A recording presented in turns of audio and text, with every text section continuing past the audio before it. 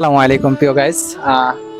যে পরিমাণে মেঘ লাগছে আসলে এই মেঘ দেখেন যে খুব আকারে মেঘ লাগতেছে আসলে ভয়াবহ যে মেঘ, এই মেঘের সৃষ্টি ভয়াবহ, এতটা পরিমাণে ডাক সৃষ্টি হচ্ছে।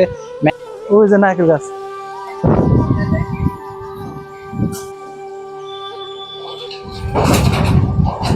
প্রচুর পরিমাণে ঝড়। তো আপনারা সবাই সাবধানে থাকবেন, মেঘের বজ্রপাত থেকে, ডাক থেকে সবাই সাবধানে থাকবেন ইনশাআল্লাহ।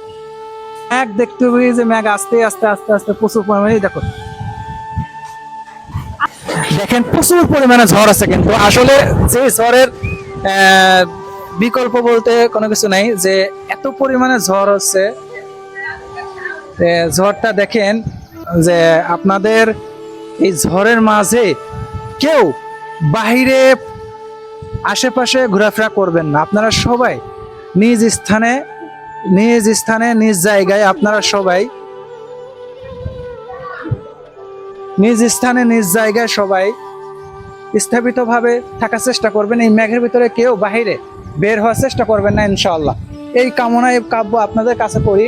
আসলে আপনারা, আল্লাহ তাআলা বলছে তোমরা সতর্ক থাকে, এবং সতর্ক পথ অবলম্বন করা বাদ দিয়ে আপনার জ্ঞানে যদি আপনি বাহিরে বের হন তাহলে কিন্তু আপনি পথ হারালেন। তো এই জন্য সবাই একটু সাবধানে বেরাবেন, সাবধানে থাকবেন ইনশাআল্লাহ। এটাই আপনাদের কাছে আশা এবং প্রত্যাশা করবো ইনশাআল্লাহ। সবাইকে ভালো থাকবেন। আসসালামু আলাইকুম।